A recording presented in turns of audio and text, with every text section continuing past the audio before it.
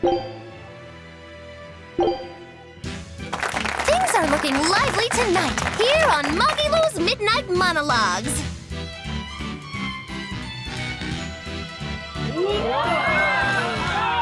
Now we'll introduce our panel. You each have 2 hours to introduce yourselves. 2 hours? 2 hours? The show isn't even that long.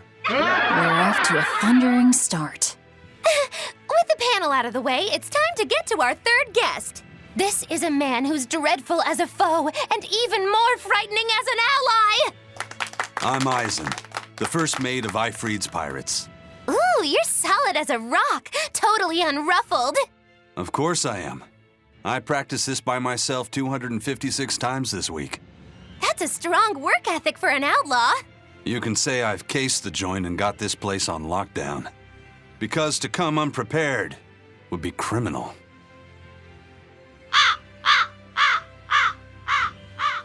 Can you even hear me? I was sure that one would get a good laugh. His confidence is what's scary. Hang in there, Eisen. Time to get us back on the rails. Eisen, draw your card. Ugh, tough crowd tonight. Here. And the card is what turns me on. Go ahead and tell everyone what stimulates you.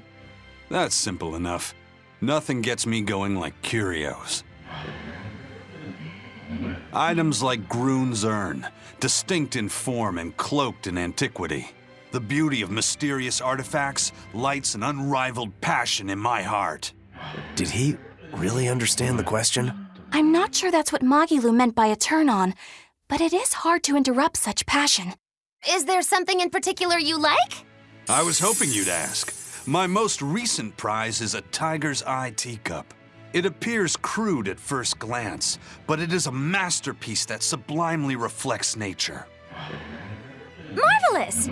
With that in mind, we had an expert appraise your tiger's eye teacup. Its shocking estimated value is an astounding, unbelievable 50 gold. 50 gold? After careful analysis, we discovered that it's not a teacup, but a water dish for cats. Impossible! Well, let's just say I hope you picked it up at a steal. Wait, if I picked the card at random, how did you have an expert look at my teacup? Sorry, that's all the time we have. The next part of the secret word is S-E. Hey, answer me, Magilu! Our next guest, will be Laffyset. See you next week. Get back here! She just said victim, right? I have a bad feeling about this.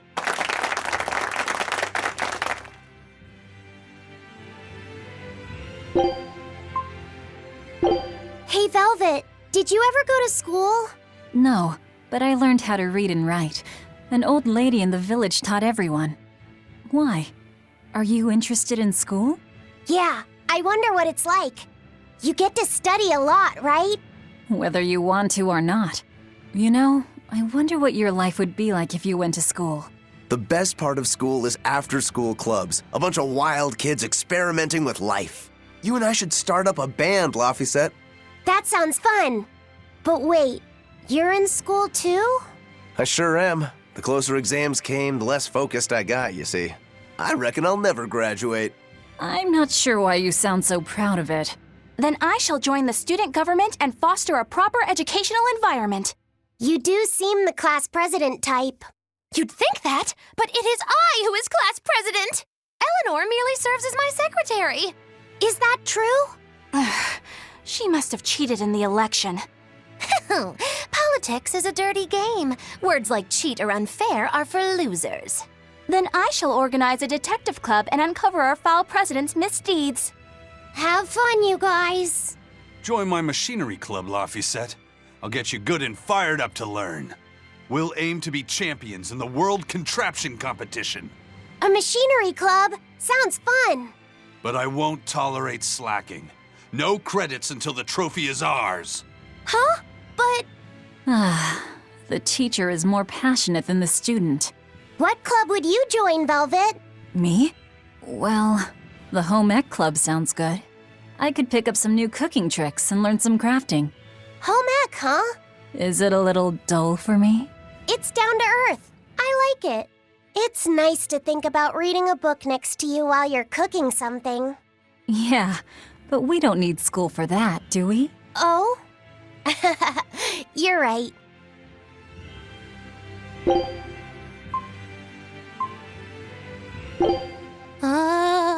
I'm scared. So very scared.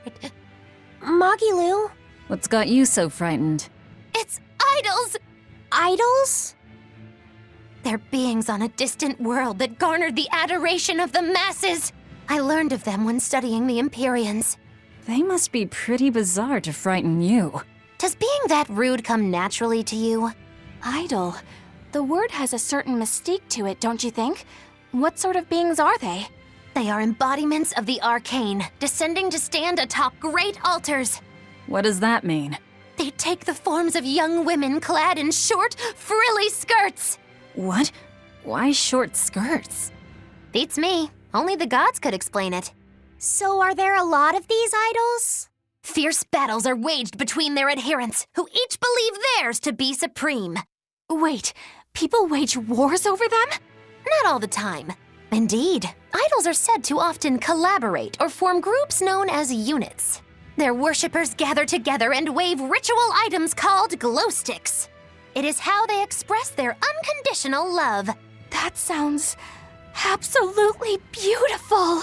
Yeah, I'd like to see that. Their calendars are packed with a myriad of group rituals known as live concerts and festivals.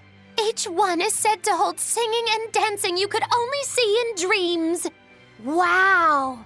So they sing and dance? I don't really get it. It's hard to explain. Their voices are without equal, their movements passionate, and their smiles pure. It is written that there are as many idols as there are stars in the sky.